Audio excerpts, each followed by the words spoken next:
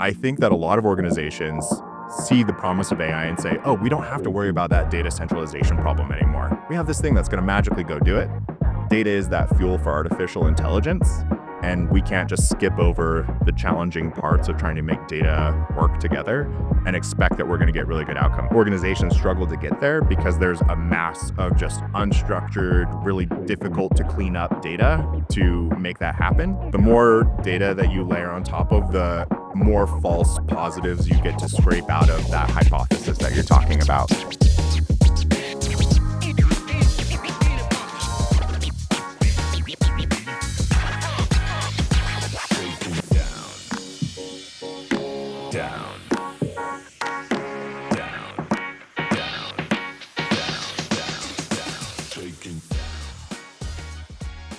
All right, what's up, everybody? Welcome to the Rebel TA podcast. I'm here with Ike Bennion. Ike is the VP of Product at Visier. What's up, Ike? Hey, what's up? Good to be here.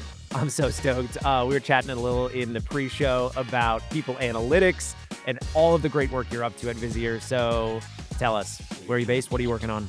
Yeah, so I'm in San Diego, California. So we are working on moving from just the, hey, we're telling you what's going on in your workforce, your organization, which we're known for, to more towards how do we help managers to have a better view into work and to form and shape the right decisions based on the data that we're seeing in an organization, so that you get not just what's managerial practice on a very generalized level to what is good management in X corporation that's working in retail in North America versus Europe. And so managers can just be more effective to help people to drive towards business outcomes at scale. Awesome. I think about post-hire outcomes and the efficacy of data in the recruiting process.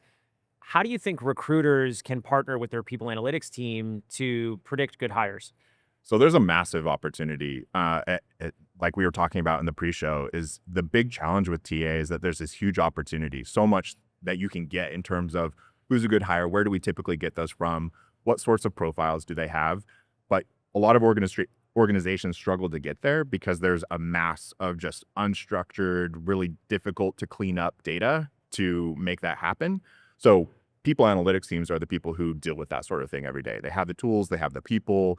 And so I would encourage TA teams to definitely reach out so that you know, hey, when we need to get this type of role, how long is it going to take us? Where do we need to typically look? What types of companies are these people typically at? Because you can actually unlock those things that might seem unachievable through data that you already have. I also think about data about companies for the time that an individual was there. And it's almost like, okay, if you worked at X company and the company was at this growth trajectory, there were this number of employees, we can infer that you made impact X or your counterpart made impact Y. Is that on the mark? So I mean, yeah, that's the beauty and the struggle of analytics, is that the more data that you layer on top of, the more false positives you get to scrape out of that hypothesis that you're talking about. And so ultimately, yes, I wish we're doing a lot more to create a sense of like what companies there are out there, what types of opportunities people are doing. We're doing a lot with skills, and we have skills partners like TechWolf and Lightcast that help us to have that better data to answer some of those questions that you're talking about. But really the awesome opportunity with analytics is you bring more data, you get to answer more questions. And so it's the question of how do you get that more data and who do you partner with to make it real? But actually, no, as crazy as you might think it is for you to say it out loud, I think it's actually a thing that people could unlock. The average recruiting and HR team has more than 10 tools in their stack. How do you think about data integrity across such a diversified API network? Yeah, talent acquisition is uniquely challenging for that. I always call talent acquisition the platform oriented practice within HR, because each way that even an organization is hiring, you have people within schools that you're targeting, executives, volume, specialized technical hire, that can all exist within just a single company. And so, yeah, 10 is, even by my estimation, would probably be a low number. There's lots within an organization, at least I feel like. Totally. And so I think the way to think about data integrity is first to ask the question early. And so how do you get the right construction of that data? So what that could mean in practice is, do we collect this field about a candidate that we think is trivial? And because we think it's trivial today, it doesn't mean, though, if you stack it with other data that it becomes valuable down the line. And so you can't reverse course and try and rewind 6 months ago to say, oh, dang, I wish I had this trend and I wish we were collecting this data 6 months ago. It's important to say, hey, I think that these are the things that are really important for us to know to have a better data-driven strategy and start to implement those things today across those 10 systems that you're using internally, so that when you do start to put these together into a centralized place where you can drive insight, that you actually do have the right things that you want to drive outcomes in your talent acquisition funnel. So I guess what I'm saying is it's fundamentally a problem of time. Like, you wish you would have started yesterday, what you're finally realizing you want to do today. And that's the efficiency that LLMs and artificial intelligence will drive. Is it allows us to do things in the recruiting lens, like research, faster. If I'm thinking about that as a recruiting practitioner, that allows me to have more recs worked, more candidates spoken to that are going to have a higher signal through noise, and give me more at bats to become a better recruiter, because I'm working faster to do the research, to get me to the conversation, to get me to the hiring manager submit, and get me into those offer conversations within a matter of maybe 2 weeks versus potentially 2 months.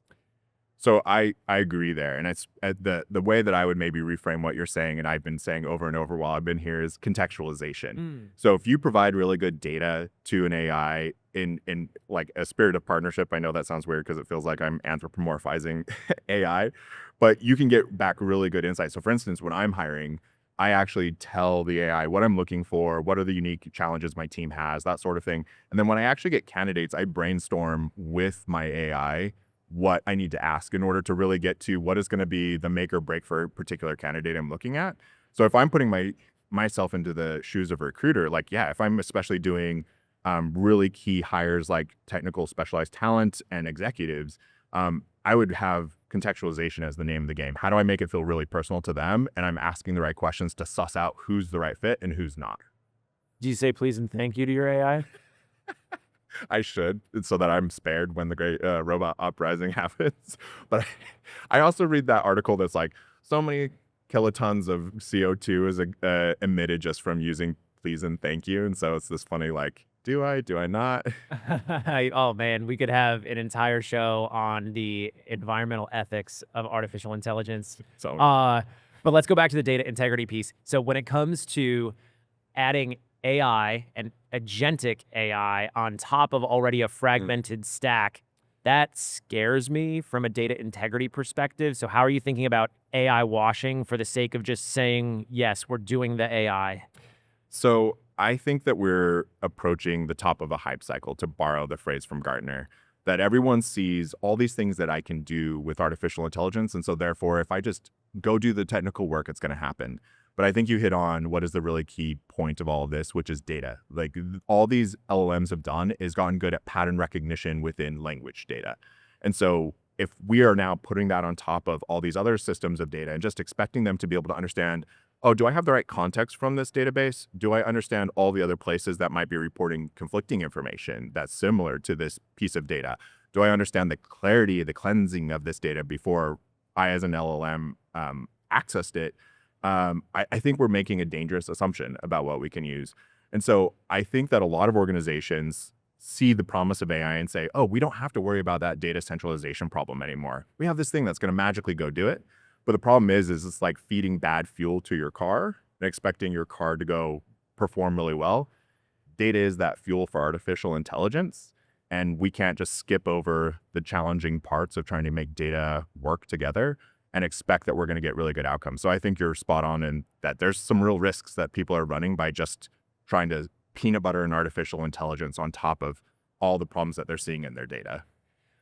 The interesting thing that you mentioned about the Gartner hype cycle is we're at the trough of disillusionment, and you talk about peak hype cycle. I thought we were headed a little bit more towards the slope of enlightenment, Okay.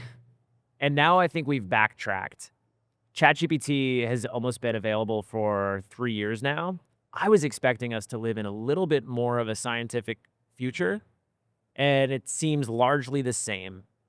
It's almost like diet AI. How do you think about where we're at in terms of hype, excitement, product evolution, and the nascent state of AI? No, it's a really good point. And I think it's because we've entered a new phase of artificial intelligence. So I won't argue with you that when we think about when Chat GPT came out and we're like, oh my gosh, I can have it write me in a scene from Harry Potter and read that to my kids sort of use case that, yeah, we saw like, oh, this is amazing. Then, oh, okay, it doesn't do everything that I quite thought it would do. And then coming out into enlightenment where people are starting to use it more en masse for the right types of solutions that are repeatable over time. I think we're now to the point where everyone's talking about this promise of agents, which is AI working more autonomously, not just to be in a creative generative state. And I think that's where a lot of this rub is going to be, and where what we see out on the floor with HR tech is that everyone's like, oh, all these mundane things that you do every day can all of a sudden be automated. And so I think that when I say the top of the hype cycle, I think that's where we are with a specific type of artificial intelligence. Got it. And just like what we were talking about with data, is I think that they're going to see the bubble prick and they're like, oh, wait, there's a lot more work to this, a lot more thinking that we need to be strategic about to really realize the promise. And so I don't disagree with you on the LLM, just basic generic vanilla stuff. But I think into this new phase where we're really trying to drive new optimizations, I think that there's still some learning that we need to do. It's that peak of inflated expectation where it's really exciting to think about these whiteboard thesis ideas for the application of machine learning into people analytics. Humans are very unpredictable. We know that. How do you think about people analytics becoming more predictive through agentic AI and the work that you're doing in Visier? Yeah, it's a really good question. I think it's an awesome opportunity because we've even built models ourselves based on ML where we can look at attributes, about 40 of them, both in the community of data that we have, again, that aggregated set that we've used with permission, as well as the specific tenant environment, so meaning within a corporation. And we combine those two together to say, oh, it's likely that these people are going to leave, and these are the reasons that we think why. And so imagine now you don't have to have a data science team going through and thinking through every metric that could contribute to that end result. And now artificial intelligence can just zip through all of that. Like, yeah, now any organization can think about what they want to predict for and why that's important to their end business outcome. And through data, get that answer. And I think it's now a matter of question. Like if you go look at the World Economic Forum, the thing that they put at the top of their list for skills is analytic reasoning. And I think that's the reason why. It's like, great, now we have a lot of data, but are we smart enough now to be able to use that predictive index I got back from an AI and apply it the right way within an organization? I think it's important to be discerning when you're a buyer to recognize AI washing. How do you think about AI washing and define it? So I think about it as we just applied AI either at the fringes, so use cases that don't really get to the core of what a company is really trying to achieve. If I'm trying to improve the time for a candidate to go from first touch to end of cycle, but I've got something like, oh, I'm going to check your job descriptions. Sure, that's a valuable thing that you are getting as a part of that value proposition, but it's not the thing you hired the company for. So that's one form where people are kind of going off in adjacencies. They're not really hitting at the core problem. And then the second one, I think, is kind of just using old-fashioned algorithms like the AI 1.0, 2.0, and saying it's LLM. And really what it is like you're just operating those old systems with a little tiny bit of LLM on the top so it seems smarter. And I think where organizations need to ask questions on that is who else is using this? What sort of outcomes are they achieving? And then if I have nuances in my use cases like this, and this, because we're a special snowflake like every company is, how is my AI, how is your AI going to perform with that?